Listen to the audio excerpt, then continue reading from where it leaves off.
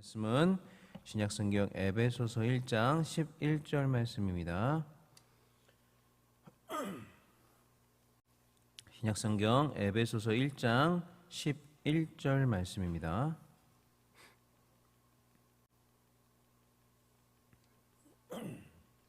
다 찾으신 줄로 알고 한 목소리로 같이 읽겠습니다. 모든 일을 그의 뜻의 결정대로 일하시는 이의 계획을 따라 우리가 예정을 입어 그 안에서 기업이 되었으니. 아멘. 지난주까지 총 9개의 세부 항목으로 구성된 도로트 신조서의 2항의 내용을 우리가 함께 살펴보았습니다. 이제부터는 3항과 4항을 살펴보고자 하는데 3항과 4항에 들어가기 앞서 오늘은 지금까지 배웠던 제2항의 내용을 간략하게 한번 총정리를 해보도록 하겠습니다. 도로트 신조서 2항은 예수 그리스도의 죽으심과 또 이를 통한 인간의 구속에 관해서 다룹니다. 구체적으로 예수 그리스도의 죽으심의 목적, 효력, 그리고 그 적용 범위가 어떻게 되는가에 대해서 명확히 규정을 하고 있습니다. 제2항을 다루면서 성경은 학론파가 주장한 보편 속죄를 말하지 않고 제한 속죄를 말하고 있다라고 누차 여러 차례에 걸쳐서 말씀을 드린 바가 있습니다. 사실 우리 예수님의 십자가의 죽으심은 그 죽으심은 무한한 가치와 능력이 있고 이 세상 모든 사람들의 죄를 다 사하기에 충분한 효력을 가지고 있습니다.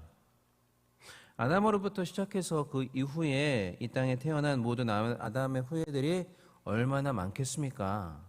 현재 제가 어제 잠깐 검색을 해보니까요. 현재 전 세계 인구가 약 82억 명 정도에 해당한다고 합니다.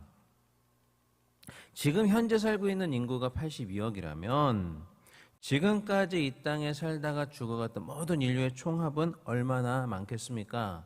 거의 수백억을 넘어서 수천억에 달하지 않을까 그렇게 예상을 해봅니다. 그 많은 사람들이 다 죄를 짓고 이 땅 가운데 살다가 이제 죽게 되었죠. 그러니 그 많은 사람들의 죄를 다 합친다면 물론 산술적으로 합칠 수는 없겠지만 그래도 그렇게 합쳐본다면 그 죄의 크기는 얼마나 크겠습니까? 우리가 잘 아는 찬송가 구절을 인용해서 하늘을 두루마리 삼고 바다를 먹물 삼아도 그 모든 인류의 죄는 다 기록할 수가 없을 정도로 많은 죄들이 있을 것입니다. 그렇지만 예수 그리스도의 십자가에서의 죽으심의 효력은 그 모든 죄를 다 사하기에 충분하고도 남을 만큼 무한한 것입니다. 하나님의 아들이시면서 동시에 그분 자신이 삼위일체 하나님의 제2위격이 되시는 예수님께서 우리 인간을 위하여 대신 죽으신 것이니 그 죽으심의 가치가 얼마나 크겠습니까? 이 세상 모든 인류의 죄가 아무리 태산과 같이 높고 바다와 같이 깊다고 할지라도 예수 그리스도의 십자가의 속죄는 그 모든 것들을 다 사하고도 남을 만큼의 넉넉한 그런 무한한 효력을 가지고 있습니다. 그런데 그 무한한 능력이 일부 사람들에게만 제한적으로 적용이 되기 때문에 제한 속죄라고 한다라고 말씀을 드렸습니다. 예수 그리스도의 속죄의 효력이 부족하거나 불충분해서 제한적인 것이 아니라 그 속죄의 효력이 무한하지만 적용되는 범위가 제한적이기 때문에 제한 속죄다라고 말한다라고 여러 차례에 걸쳐 말씀을 드렸습니다. 자, 그렇다면 왜 이렇게 무한한 가치를 지닌 예수님의 속죄의 효력이 일부 사람들에게만 제한적으로 적용이 될까요? 그렇게 무한한데 다 적용하면 좋지 않겠습니까? 그런데 성경은 그렇게 이야기하고 있지 않습니다. 그 이유는 그렇게 속죄력이 제한적으로 적용되는 이유는 하나님께서 모든 사람을 다 구원하시기로 예정하신 것이 아니라 일부 사람들만을 구원하시기로 그렇게 예정을 하셨기 때문입니다. 그러므로 하나님께서는 예수 그리스도의 속죄의 효력도 하나님께서 구원하시기로 작정하신 그 예정된 사람들에게만 적용이 되도록 하신 겁니다. 다시 말하면 하나님의 예정의 범위가 일부 사람만을 구원하는 제한적인 것이기 때문에 예수님의 속죄의 효력도 바로 그 제한된 사람들에게만 적용이 되는 그런 제한적인 것이 되었다는 말이죠. 그러나 학론파는 이와 반대로 보편 속죄를 주장합니다. 이 보편 속죄란 하나님께서 태초에 어떤 구체적인 사람을 미리 아시고 그 사람을 콕 집어서 구원하시기로 예정하신 것이 아니라 단지 구원의 가능성만을 열어두셨다라는 그러한 주장입니다. 그리고 그 가능성은 이 세상 모든 사람들에게 다 열려 있고, 그래서 누군가가 스스로의 의지와 결단으로 믿기로 작정하기만 하면 그 사람은 그 믿음으로 인하여 구원을 받게 된다라는 그러한 주장이 보편 속죄입니다. 여러분 중에 혹시나 이렇게 알고 계셨던 분이 계십니까? 그리고 이러한 학론파의 주장은 얼핏 보면 믿음으로 말미암아 구원을 받는다라는 성경의 말씀과 어긋나는 것 같지는 않습니다. 왜냐하면 학론파도 오직 믿음으로 말미암아 구원을 받는다라고 말하고 있기 때문이죠. 그러나 실상은 그렇지 않습니다. 이 학론파가 말하는 보편 속죄론에는 여러 가지의 오류가 있습니다. 먼저 이 보편 속죄론은 믿음은 하나님의 선물이다라는 하나님의 말씀과 어긋납니다. 우리가 잘 알다시피 성경은 우리가 믿음으로 말미암아 구원을 받는다라고 말합니다. 대표적으로 우리가 잘 아는 요한복음 3장 16절, 하나님의 세상을 이처럼 사랑하사 독생자를 주셨으니 이는 그를 믿는 자마다 멸망하지 않고 영생을 얻게 하려 하심이니라. 믿는 자가 영생을 얻는다라고 분명히 이야기를 합니다. 또 로마서 1장 17절 같은 말씀도 보시면 복음에 나타난 하나님의 의를 믿음으로 말미암아 구원을 받는다라고 또 이야기를 합니다. 로마서 1장 17절은 이렇게 말씀을 합니다.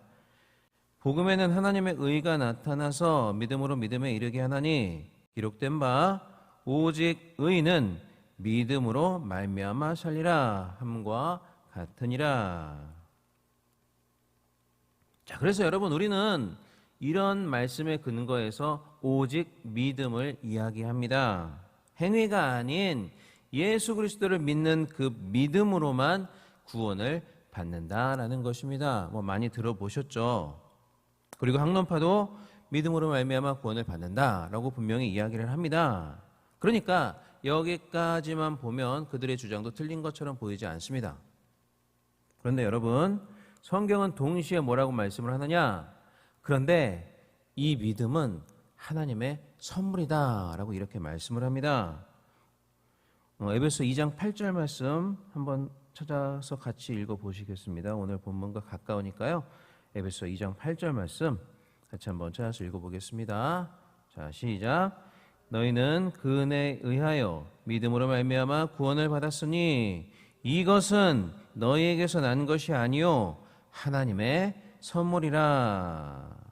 우리가 믿음으로 말미암아 구원을 받았는데 그것은 맞지만 동시에 반드시 알아야 될 것은 이것은 너희, 즉 우리 인간에게서 난 것이 아니라 하나님의 선물이다라는 사실입니다. 그러니까 우리가 우리 스스로의 의지로 믿기로 결단을 해서 예수님을 믿게 된 것이 아니라 하나님께서 누군가에게 믿음을 선물로 주셔서 그 믿음의 선물을 받은 사람만이 믿을 수 있게 된다라는 말이죠. 하나님의 믿음을 선물로 주셔야 예수님을 믿을 수 있고 구원을 받을 수 있다라는 말입니다.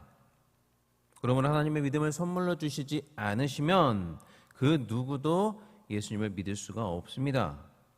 은혜로 인하여 믿음의 선물을 받지 않은 그 어떤 인간도 자기 자신의 의지로는 또 결단으로는 예수님을 믿을 수가 없다라는 겁니다. 믿음조차도 하나님의 은혜고 우리가 그래서 구원을 받게 된 것은 오직 하나님의 은혜로 말미암아 된 것이다 라는 말씀을 성경은 우리에게 알려주고 있습니다. 그렇기 때문에 오직 믿음은 오직 은혜라는 이러한 또 다른 성경의 원리와 함께 생각할 때 그 진정한 의미가 드러나게 되는 것입니다. 이 학론파는 오직 믿음이라는 것은 알았지만 오직 은혜에 대해서 알지 못했습니다. 그래서 믿음으로 구원받는 건 맞는데 그 믿음은 은혜로 인한 하나님의 선물이 아니라 인간 자신이 결단을 해야 될 인간의 책임이다라고 주장하는 그러한 오류를 범하는 것입니다. 그런데 이렇게 믿음을 하나님의 선물이 아닌 인간 스스로의 선택이다, 인간의 책임이다라고 말하게 되면 이것보다 더 큰 오류가 발생을 합니다. 그것은 하나님이 아닌 인간 자신이 스스로의 구원자가 된다라는 말입니다. 처음에 말씀드린 바와 같이 이 보편 속죄로는 누구에게나 구원받을 가능성이 있고 그 가능성을 실제로 자기 것으로 만드는 것은 인간 스스로의 선택으로 인한 것이다 라고 말을 하고 있습니다. 그리고 이 선택에 하나님은 관여하시지 않고 또 관여하실 수도 없습니다. 자, 그렇다면 결국 인간이 구원을 받는 것은 믿기로 결단한 선택한 그 자신의 선택으로 인한 것이 되고 맙니다. 그래서 하나님이 아니라 인간 스스로가 자기 자신의 구원자가 되는 것이죠. 물론 이렇게 구원의 문제에서 인간의 책임을 강조하면 인간이 구원받지 않기로 선택했을 때 믿지 않기로 선택했을 때 그 믿지 않기로 선택한 인간의 선택으로 말미암아 너는 멸망을 당하는 거야 라고 그렇게 멸망당하는 것에 대해서 그것을 인간의 책임으로 돌릴 수가 있습니다. 그리고 정의로우신 하나님께 인간 멸망의 책임을 돌리지 않을 수가 있습니다. 그러니까 학론파가 구원의 문제에서 인간의 책임을 계속해서 강조했던 이유가 바로 여기에 있었습니다. 그러나 그들은 이렇게 주장함으로써 구원에 대한 하나님의 절대 주권을 침해하고 말았습니다. 인간을 구원하신 것은 전적인 하나님의 주권에 달린 일인데 그것을 침해했다는 말입니다. 그래서 오늘 본문 말씀을 그것을 분명히 우리에게 말씀해 주고 있습니다. 오늘 본문 에베소 1장 11절 말씀 다 같이 다시 한번 읽어보겠습니다. 자, 시작. 모든 일을 그의 뜻의 결정대로 일하시는 이의 계획을 따라 우리가 예정을 입어 그 안에서 기업이 되었으니. 자, 오늘 본문 말씀은 하나님의 계획, 즉 하나님의 주권적 작정으로 인해서 우리가 예정을 입어 그 예정으로 인해서 우리가 하나님의 기업이 되었다, 즉 구원받게 되었다라고 분명히 말씀을 하고 있습니다. 인간이 구원받는 것은 하나님의 절대적 주권에 속한 것이라는 말씀이죠. 그러므로 인간의 멸망을 하나님의 책임으로 돌리지 않으려고 했던 그 학론파의 의도는 이해가 되지만 아무리 의도가 좋아도 여러분 그 주장이 성경에 근거한 것이 아니라 우리 인간의 이성에 근거한 것이라면 그것은 아무런 소용이 없습니다. 학론파는 좋은 의도로 시작했지만 결국 구원의 문제에서 하나님의 주권을 훼손하는 치명적인 오류를 범하였던 것입니다. 이처럼 성경이 우리에게 말해주는 하나님의 구원 계획은 바로 제한 속죄입니다. 그것이 구원에 있어서 하나님의 절대적인 주권을 보장해 주기 때문이죠. 물론 이 교리가 때로는 하나님을 독재자처럼 보이게 만들 수도 있습니다. 특히 선택을 받지 못한 사람들에게는 말이죠. 그렇게 하나님을 선택하지 않은 사람들은 결국에는 어떤 일이 있어도 멸망할 수밖에 없기 때문입니다. 그러나 성경은 그것이 하나님의 기쁘신 뜻이다라고 이야기를 합니다. 그리고 하나님은 절대로 정의롭지 않은 분이 아니시다라고도 이야기를 합니다. 창조주로서 마치 토기장이가 진흙 한 덩어리를 가지고 자신이 원하는 그릇을 빚을 자유가 있듯이 누군가를 선택하고 선택하지 않는 것은 하나님의 자유에 속한 문제다, 권한에 속한 문제다라고 말하고 하고 있습니다. 그러니까 그것은 창조주이시며 절대자가 되시는 하나님의 절대적 권한일 뿐이지 절대로 불공정한 것이 아니라는 말입니다. 그리고 피조물 된 저와 여러분은 그것을 인정해야 합니다. 그리고 무엇보다도 저와 여러분은 선택받은 하나님의 자녀이기 때문에 우리는 그저 하나님께서 선택해 주신 그 선택에 감사하며 살아가면 되는 것입니다. 우리가 믿음으로 구원을 받았는데 그 믿음마저도 우리에게 선물로 주셔서 믿도록 만들어 주신 하나님의 은혜에 그저 감사하기만 하면 된다는 겁니다. 그리고 그렇게 진정으로 감사하기 위해서 우리는 이렇게 말씀을 배우는 것입니다. 하나님의 말씀을 알면 알수록 그 깊은 진리를 깨달으면 깨달을수록 우리가 보일 수 있는 단 하나의 반응이 무엇이냐? 그것은 감사밖에 없다라는 말씀입니다. 이런 은혜를 허락하신 주님께 넘치는 감사와 헌신으로 보답하며 평생 살아가실 수 있는 그런 저와 여러분이 될 수 있기를 주님의 이름으로 간절히 축원합니다. 네, 기도하겠습니다. 하나님 아버지, 은혜와 사랑을 진심으로 감사를 드립니다. 우리의 고단한 몸을 이 시간에도 깨워주시고 이 새벽에 하나님 앞에 예배드리고 기도할 수 있는 은혜의 시간을 허락하심에 진심으로 감사를 드립니다. 또한 귀한 말씀을 통해 우리에게 은혜를 주심에 감사를 드립니다. 예수 그리스도의 십자가의 죽으심으로 우리를 구속하신 그 은혜에 진심으로 감사를 드립니다. 우리가 믿음으로 구원을 받지만 그 믿음조차도 나 자신의 결단이 아니라 하나님의 선물이라는 사실을 다시 한번 깨닫고 아무 공로 없는 우리에게 이 은혜를 허락하신 주님의 은혜에 진심으로 감사를 드립니다. 이 놀라운 은혜를 늘 기억하며 감사와 순종으로 살아가는 우리가 될 수 있도록 주님 은혜 가운데 함께하여 주옵소서. 또 하나님 아버지, 이 시간 주님 앞에 나올 때 빈손으로 나오지 아니하고 귀한 예물 드린 우리 믿음의 권속들이 있습니다. 여러 가지 감사의 제목으로 하나님 앞에 감사의 헌금을 올려드립니다.